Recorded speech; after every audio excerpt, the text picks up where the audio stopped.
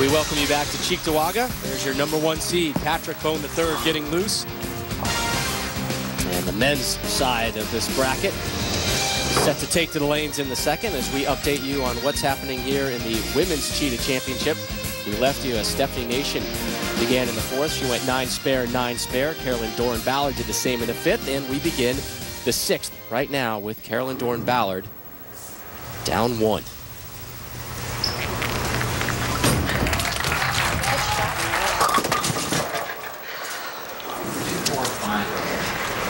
Leaves the bucket. Yeah, and Rob, the issue right now for both women is that they, with the exception of this shot here, they're getting to the pocket. They're just not carrying the corner pins. And this shot here, Carolyn Doran-Ballard gets a little fast and leaves the 2-4-5-8.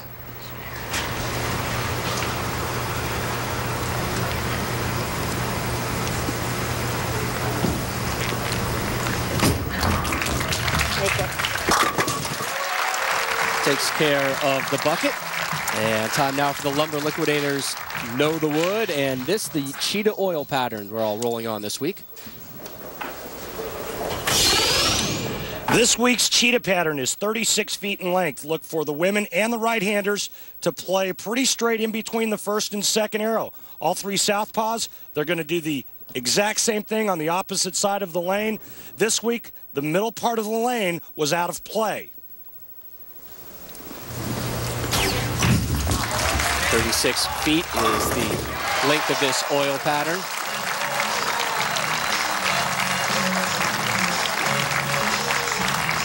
Three 300 games rolled this week. Usually it's a fairly high-paced scoring pattern.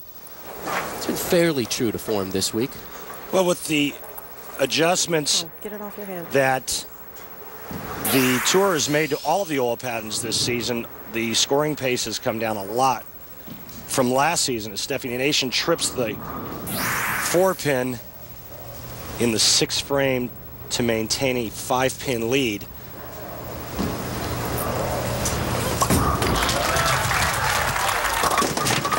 But Rob, I got to tell you, this pattern played completely different than the Cheetah pattern normally plays. Generally speaking, the outside parts on both left and right of the lane are extremely dry, and I mean, you just want to try to throw the bowling ball towards the channels.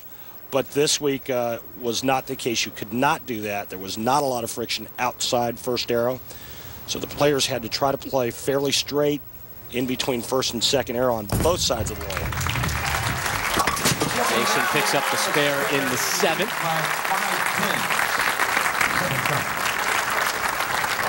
So it's been a clean game thus far for both competitors. Both Nation and Carolyn Doran-Ballard with 2 strikes. And here's Carolyn down 5 to begin her 7th.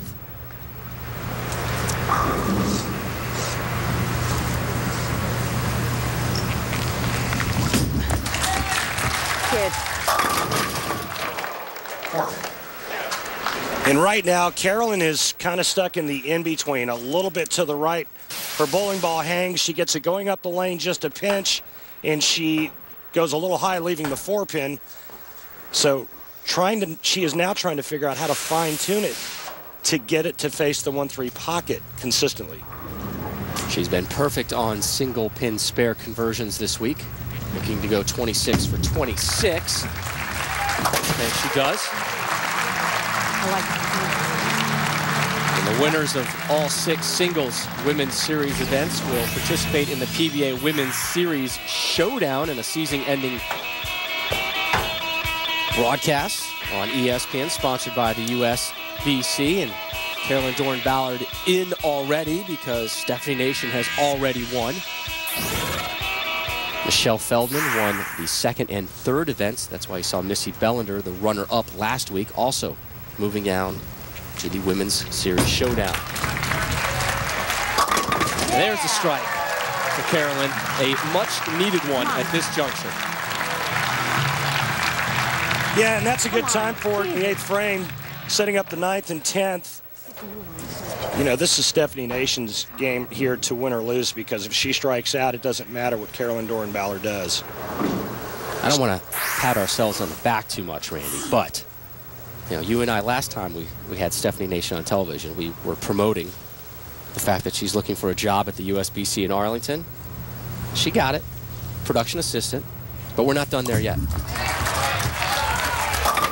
Nation gets them all to drop in the 8th. She has worked 2 days so far, then had to ask for time off to come up here and bowl. But her job is a full-time gig. So I mean, we've done the heavy leg work, the lifting for her, getting her that part-time gig. And that's a great shot there, and sets up again the 9th and 10th for her as well. She can strike out now for 228. The best Carolyn Doran-Ballard can shoot is 222. Big shot right here, 9th frame. Still looking for our first double of the match.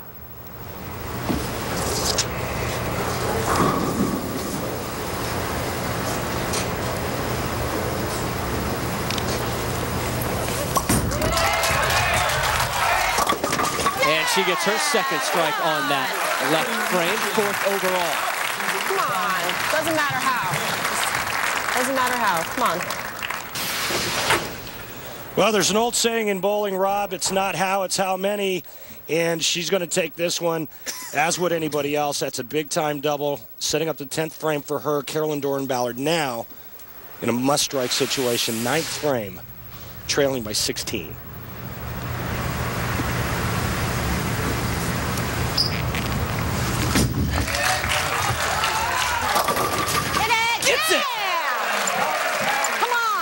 I'm not sure she had all the faith in that one. The body language wasn't saying all 10 are dropping. There's her husband, Del Ballard Jr., watching, and that is a gutty strike from Carolyn. Well, and this is very similar to Stephanie's strike. It's going to come in light, catch the wall shot, and again, at this point, we're just going to take all 10 any way that she can get it. Her first back-to-back set of strikes to match Nation in the 8th and the 9th. We move on to the 10th.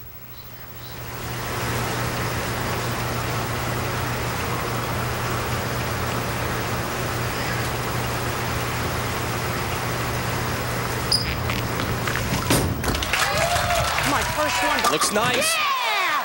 Come on! That's tour experience for you right there, Rob. Tour tested, 20 PWBA titles, and her experience is starting to shine. She's won 3 major titles, had a high of 289 this week. And again, the season has been really rough for Carolyn Doran-Ballard. A 14th place finish, then a 10th. Last week, though, 3rd. You could see the improvement coming. Today, she'll do no worse than 2nd.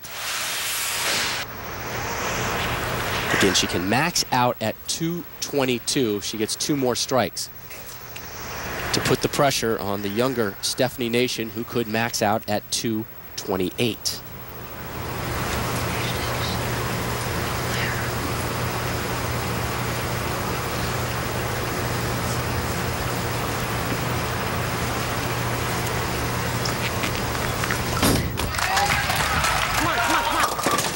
Never found the pocket. And that was, in my opinion, the residue of the changes that she's been making. She gets extremely fast on this shot and just loses it at the bottom of the swing. That ball comes in light, leaving the 1-2-4-10.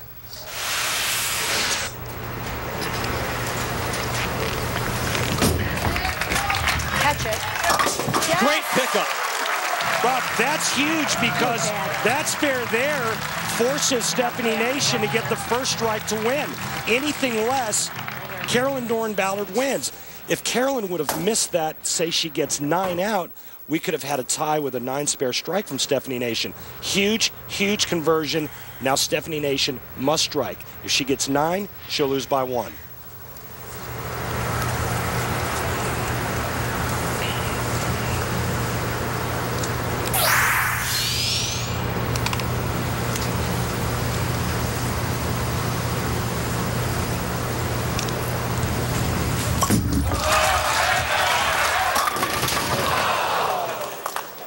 The 10-pin denies her. And Doran-Ballard, after a rough start to the season, will get the title. Rob, it looks like she just thumbed that one down just a little bit, which caused it to hit flat. The ball was on line, just didn't have enough hand in it. And an emotional Carolyn Doran-Ballard. Oh, those eyes tell it all.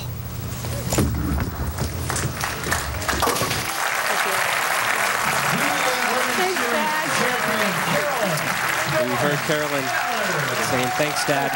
Again, her father, George Doran, was a POW, World War II, and Pearl Harbor Day, one of the most important days in her household growing up. There's her husband, Del Ballard Jr. Thanks, Dad. Hey, to all the vets today. Thank you. Wonderful win. Olivia and Alyssa, this one's for you. Nation finishes out. Carolyn Doran Ballard gets her first win on this season.